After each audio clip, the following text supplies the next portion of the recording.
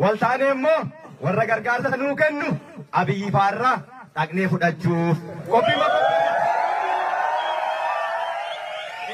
ilmaan abbaa gadaati masaraa mootummaa jiru nuufaa jiraatan nu hidhachiisu akkasumatti.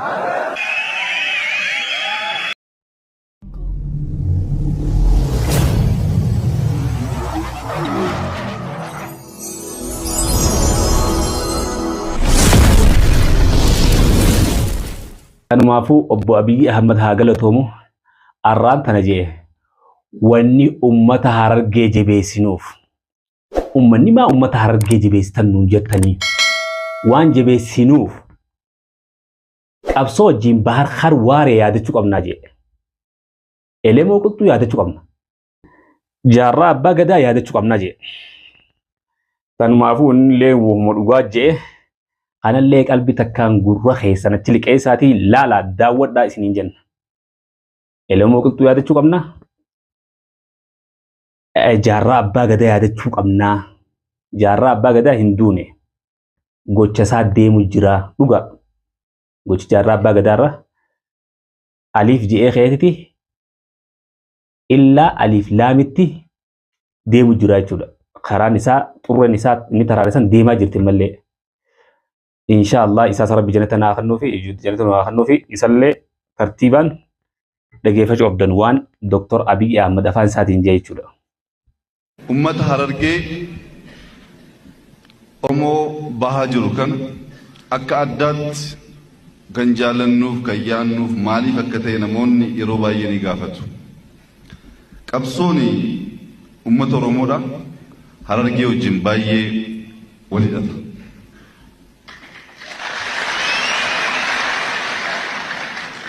Waa'ee qabsoo Oromoo namni beeku, namni dubbise, namni xiinxale waa'ee Bakkar Waaree dagachuu hin danda'u. Waa'ee Elemoo Qilxuu dagachuu hin danda'u.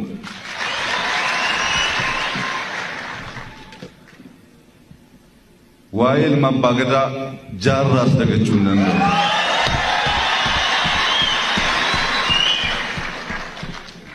Namoonni kun qabsoo saba kana jalqabanii adeemsa keessatti rakkoon isaa mudachaa ture waa'een tokkummaa, waa'een wal hubachuu, waa'een sadarkaa garaa garaa taphatanii galma ofii fageessuu ni beektu waan Harargeetti uumame sun. Jararraa barumsa baay'ee fudhannee ammallee kan nuti yaadaa jirru jaarraan Hinduune jira enneeyya. Assalamu alaikum warahmatullahi wabarakatuh. Hordoftoota fi deeggartoota chaayinaala birraa horuutii fi yooyii harka fuune ilmaan Oromoodhaa kan biyya keessaa fi biyya ambaa jirtan marti keessanuu. Viidiyoo tana bikka hundooliin gaa nuuf facaasaa waan gammachuus deema jira. Subscribe, share, like godhuudhaan Oromoo taanaan nu cinaa dhaabbadha isiniin jenna. Waan ajaa'ibaa tututu Oromoodhaaf dhalachaa jira waan ajaa'ibaa. Waan bareedduu waan hafuura Oromoo urgaa waan nuuf as deemaa jira jechuudha. Arra dhaabni keenyaa fi mootummaan keenya duraan wal balaaleffachaa ture. Duraanis haala jirru wal balaaleffatan malee waa dilasii miti. Gocha bareedaarra waliif galaa jiran jechuudha. Waan hin taane Rabbirraa haa qabu waan tahaa malee. Waan hin taane Rabbirraa haa qabu waan tahaa malee. Isaan kun arra nuuf wal taanaan Oromoo walitti urgooyte. Oromoon kana deeggaraa saniin deeggaraan jettu jechuudha. Lammiin tokko arra silaa beeyte walii galumatti waan takka jaalattee waan takka guddifti namni muka mana ijaaruu citaa waliin saamu ja'an gamtaadhaan waa ijaaruutu bareeda. Arra isaan kun dirqama waliif nuu galu nuufillee bareeda. Oromoodhaan isaa ol qaba. Oromoo adda facaasuun Oromoon kutaa fi kutaa wal qooduu yookiin dhaaba wal qooduun Oromoo alagaadhaan ukkaamsuu danda'amaa jechuudha. Namni yoo akkasii wal qoodee arra Oromoo yoo dhaaba kaan Abii deeggaree kaan woboon deeggaree yoo taate alagaan xiqqoollee nu tuffatti haatee kafeetiin godhuu dandeessi. Arra yoo isaan kun tokko nuuf tahan hafuurri isaanii dubbatanii tokko jechi isaanii tokko yoo haa ta'u taate alagaa biicuu tanallee qalbii cabaa jechuudha. Yaa lama keenya bikkuma jirtanii bikka takka akka isaan wal tahanii walii galan wala ka'an du'aa'ii bikkeertanii godhaaf rabbi ol nuuf haa taasisu. Kunis ilma abbaa gadaa kaanis ilma abbaa gadaa. Rabbiin tokko godhee karaa tokkorra xurree takkarra waliin haa'uuf jechuu. Gaalli nu hiriira duraan laallataa jiran. Gaala wanni walitti hidhanii oofaniif akka wal jala deemuufi. Nutis akkasii wal jala deemuu feena Oromoo. Saba keenya dhageeffadhaa. Tokkorra walii galaa. Tokkummaa isaanii jaaladhaa. Ka tokkummaan feenes nama jira diqaalaan nu keessa. Ka tokkummaa isaanii kana akka isaan tokko ta'an hin feene ka ittiin gammadu akka alagaatti miliyaardaraan nu keesseera. Kakkanaa kana rabbiin nurraa achi haa qabu keenyaa miti. Kun diqaalaa kana diqaalaa beekuu qabna. Arraan tana nuti mootummaa fi uummanni ooboodhaa takka jennee yaadna rabbiin tokko nuuf haa godhu. Yoo isaan tokko ta'an nuti illee nagaa arganna. Yoo isaan tokko ta'an Itoophiyaa guutuun tun nagaa argatti. Arra isaan yoo tokko ta'anii dhugaadhaan walitti hiriiran arra Itoophiyaan tun karaa kaatee phiiphiin jettu jechuudha. Namuu bikka jiru qeensa fi cabseetitti Oromoon iddoo hayyee walii galtee. Tanaan booda waan takka dubbachuu hin dandeenyu. Isaan kun walii gallaan furmaata takka hin qabnu nagaan jiraannee isaanii wajji yoo biyya eeyne malee hin dandeenyu jedhanii namni dhugaaf itti maachuu. Arra yoo isaan adda faca'an kun asiin kaan bituu yaala. Kun asiin kana bituu yaala. Akkasiin nama keenya adda fottoisu duraanis akkasitti adda nama keenya adda qootu duran jechuudha. Oromoon takka ta'uun alagaadhaaf farra. Tana dhibbarraa dhibbatti Oromootiyyee dirqama beekuu qabdan. Mee waan jaalmarroon ja'uus dhageeffadhaa. Abdii walirraa qabna inshaallah. Abiyyiis waan isaanii waan urgootu malee hamtuun haasa'u dhageeffadhaa. Waltaanee immoo warra gargaarsa nuu kennu Abiyyi faarraa dhaqnee fudhachuuf qophii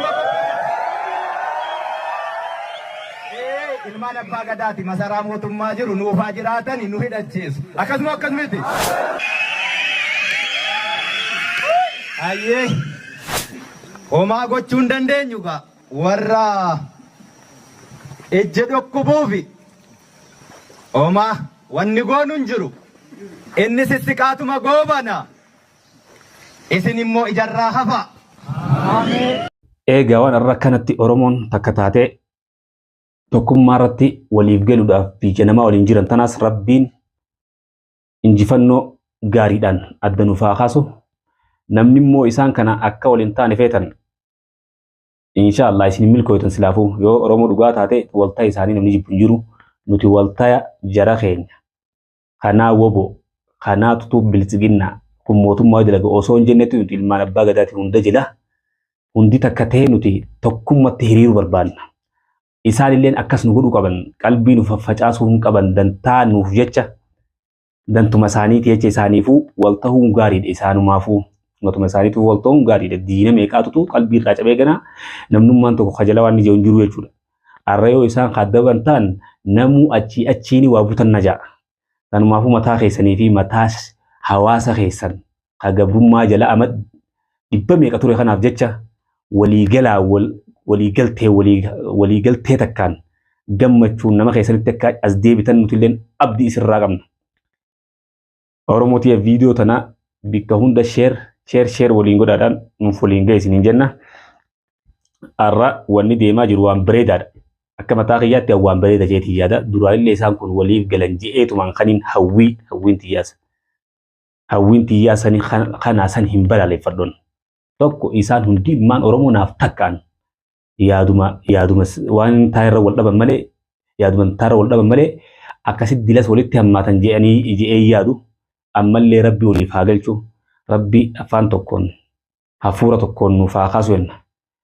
Tanumaafuu warreen waan hin taane irra barbaaddan warreen gammachuun teessan akka waliin galle barbaaddan gurra isin calawu jarri gammachuudhaan adda kaa jira waan bareedaa deemaa jira waan bareeda dhagaa irraa jechuudha. Maaliif ni beeyta gocha takka waan takka haasawarraa beeyta. Namni kun karaa waliin deemaa jira. Karaarraa wal meessaa jira moo karaarra walii bu'aa jira ni beeyta. Namni keenya karaarra walii bu'aa jira.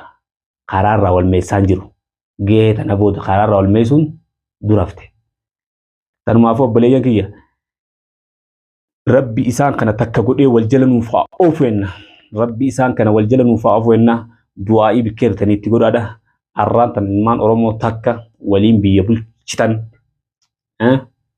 waboonis biyya isii eeggatti mushiikachuu mootummaanis biyya isaa eeggata jarri takka taheeti tokkummaadhaan sossoofuu deema wabillaahi tawfiiq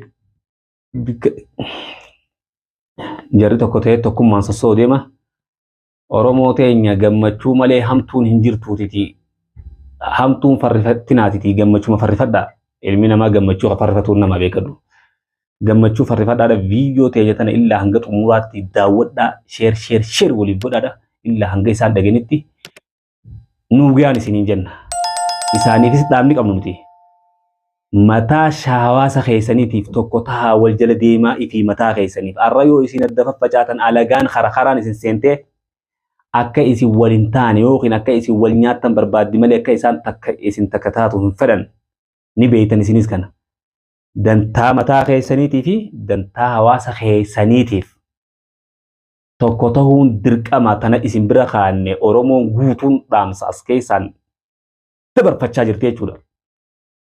Tokko taha tokkummaadhaan barbaanna tokkummaadhaan akka kaatanii biyya tana bulchitan barbaanna walii galtanii karaa tokko irra nu deebi'a. وبالله التوفيق السلام عليكم ورحمة الله وبركاته. فانا إلمو قلتو جتنيو أتمانيسي فانا أراراس نيدا أراراس هن جبن جبنس هم بيغ